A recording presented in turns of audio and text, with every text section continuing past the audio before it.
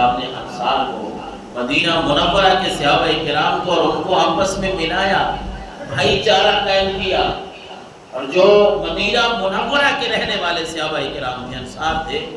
انہوں نے اپنی جائیدادیں، اپنے رشتے، سارا کچھ مہاجرین کے ساتھ مدد کے لیے ان کو پیش کر دیا۔ تو اس موقع پہ آپ صلی اللہ علیہ وسلم نے ایک خاص حیرت اور شکل اپنائی۔ آپ ایک مہاجر صحابی کو کہتے تھے آپ کھڑے ہوں، ادھر سے آپ ایک انصاری صحابی کو کہتے تھے آپ کھڑے ہوں، پھر ان کو آپس میں ملا دیتے تھے کہ انما المؤمنون اخوہ، مسلمان پہلے ہی بھائی بھائی ہیں، لیکن آج کے بعد تم ایک دوسرے کے بھائی ہو، ایک دوسرے کا خیال رکھنا۔ تو وہ مدینہ منورہ کے جو انصار تھے، صحابہ کرام تھے، پھر انہوں نے بھی کمال کر دیا۔ حضور علیہ الصلوۃ والسلام کے اس بھائی چارے کو یوں قائم کیا کہ لوگ آج بھی، دنیا آج بھی ان کی مثالیں دیتی ہے۔ لیکن حضرت علی المرتضیٰ شیر خدا بیٹھے ہیں، آپ کے لیے کوئی اللہ کے رسول صلی اللہ علیہ وسلم نے حکم صادر نہیں فرمایا،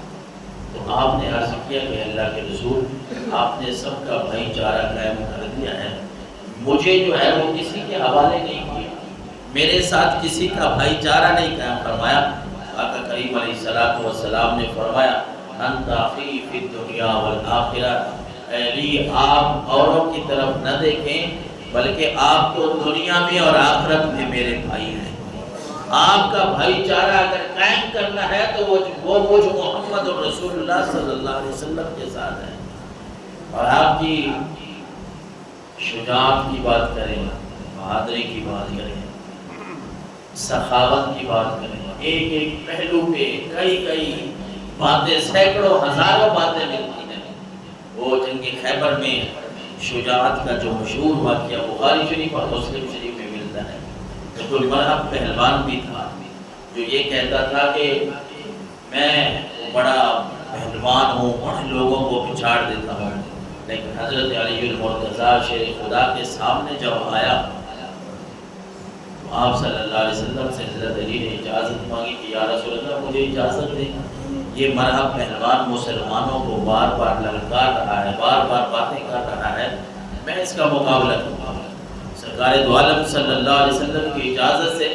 جب حضرت علی المرتضیٰ نے اس مرحب کا مقابلہ کیا تو اس کو جہنم حاصل کر دیا۔ جو یہ کہتا تھا کہ میں کئی پہلوانوں کو بچھاڑ دیتا ہوں، مولا علی المرتضیٰ کی تلوار چلی تو اس کو جہنم حاصل کر کے رکھ دیا۔ اور ایک مرتبہ غزوہ تبوک کے موقع پہ سرکار دو عالم صلی اللہ علیہ وسلم نے حضرت علی المرتضیٰ شیر خدا وہ انسان ہیں جنہوں نے آقا کریم علیہ الصلوۃ والسلام کے ساتھ تقریباً غزوات میں، ہر غزوے میں، ہر جنگ میں شرکت کی۔ غزوہ تبوک کے موقع پہ آقا کریم علیہ الصلوۃ والسلام نے فرمایا کہ علی آپ ہمارے ساتھ نہ آئیں، آپ مدینہ منورہ میں رہیں، آپ یہاں میرے نائب ہیں۔ مولا علی المرتضیٰ چونکہ آپ بڑے شجاعت والے آدمی تھے، بہادری والے آدمی تھے، تو آپ عرض کرنے لگے کہ اللہ کے رسول مجھے آپ ان بیویوں میں اور بچوں میں چھوڑیں کہ میں تلوار چلانے کے لیے تیار ہوں، مجھے آپ ان میں چھوڑ دیں گے، یہاں بیویاں ہیں، بچے ہیں، یہاں میں کیا کروں گا؟ آقا کریم علیہ الصلوۃ والسلام نے ایک جملہ بولا، مسلم شریف کی حدیث ہے یہ، من فضائل علی میں 2404 نمبر میں حضور علیہ الصلوۃ والسلام نے فرمایا کہ علی اما ترضى ان تكون مني بمنزلة هارون من موسیٰ، علی آپ جانتے نہیں ہیں، آپ کیا اس بات پہ راضی نہیں ہیں، کیا آپ کو یہ بات پسند نہیں ہے کہ آپ کا جو مقام اور مرتبہ میرے ہاں ہے وہ اس طرح ہے جس طرح حضرت موسیٰ کے پاس جو مقام حضرت ہارون علیہ السلام کا تھا۔ حضرت موسیٰ اور ہارون دونوں بھائی ہیں، قرآن میں ان کا تذکرہ ملتا ہے، دونوں نبی ہیں،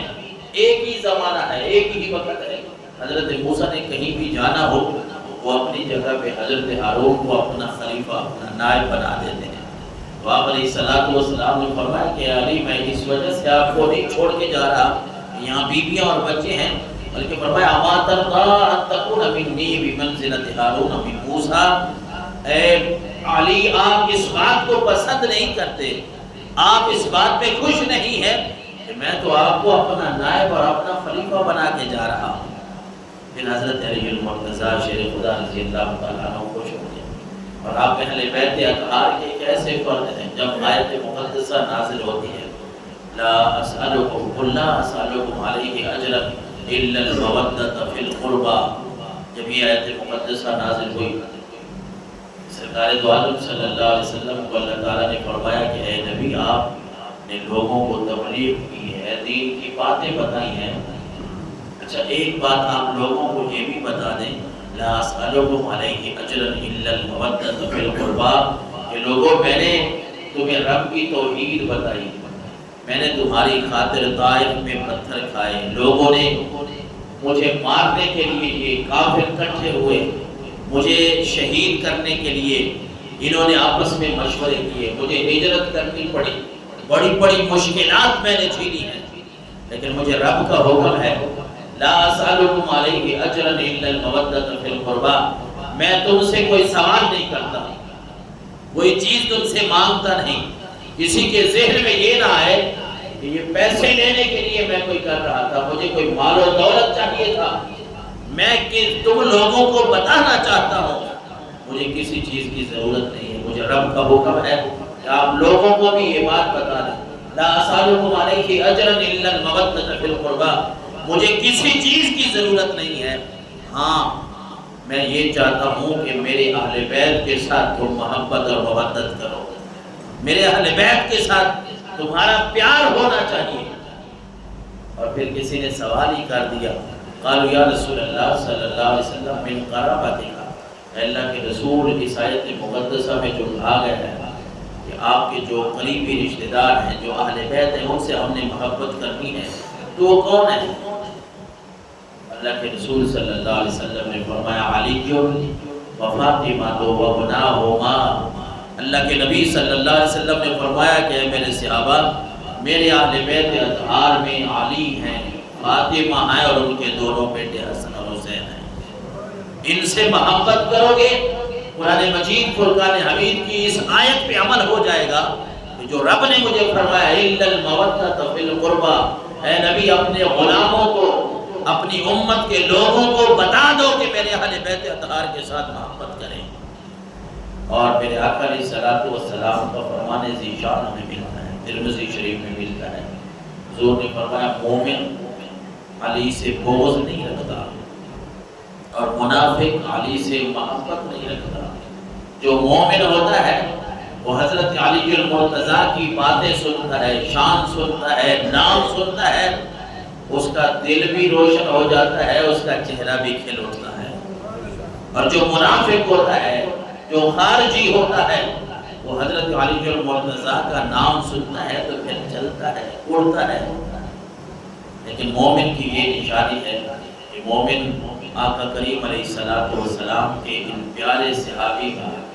ان حضور علیہ السلام کے اوپر بچوں میں پہلے ایمان لانے والے حضرت علی المرتضیٰ کا جب نام سنتا ہے تو مومن کا دل مچل جاتا ہے،